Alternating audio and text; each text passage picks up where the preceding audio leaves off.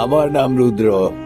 আমি হরর কিংবা paranormal activity সম্পর্কে কখনোই বিশ্বাস করতাম না, যদি এই ঘটনাটি আমার সাথে না ঘটতো। সময়টা ছিল 28শে ফেব্রুয়ারি 2008 সাল। সেদিন আমার বন্ধু আর আমি দুজন মিলে ঠিক করলাম মাছ ধরতে যাব। তো যেই ভাবা সেই কাজ। টাইমটা ঠিক করা হলো ভোর 4টার সময়। আমার বন্ধু সাহেব রাতে ডাক দেওয়ার সাথে সাথেই আমার ঘুম ভেঙে গেল। আমার মাছ ধরার খুবই শখ, তো সেই কারণে উত্তেজনায় সারা রাত ঘুমাতে পারিনি। দরজা খুলেই হাঁটা শুরু করে দিলাম।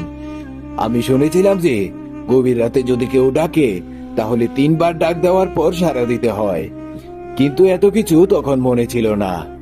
রাস্তায় চলার সময় ও শুধু আমার পেছনে পেছনে হাঁটছিল। আমি যতই বলি আমার পাশে আসতে, সে মানল না। গ্রামের মাঠের আইল দিয়ে হাঁটতে হাঁটতে আমরা একটা ছোট পুকুরে পৌঁছালাম।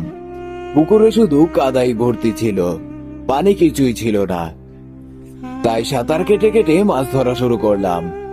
আমি প্রচুর মাছ পাচ্ছিলাম, কিন্তু কিছুক্ষণ যাওয়ার পর দেখি আমার ব্যাগটি খালি, শুধুমাত্র 2টি মাছ কোনায় পড়ে আছে।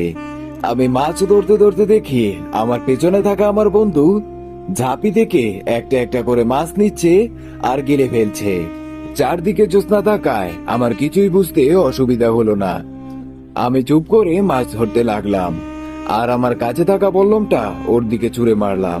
তারপর কিছু না ভেবেই দৌড় দেওয়া শুরু করলাম। বাসায় পৌঁছানোর পরে আমি জ্ঞান হারিয়ে ফেললাম। পরে সাহেবকে জিজ্ঞাসা করলাম কি হয়েছিল। সে সেদিন রাতে আমাকে ডাকতেই আসেনি। আমি তো ডাকতে এসে দেখি তুই চলে গিয়েছিস।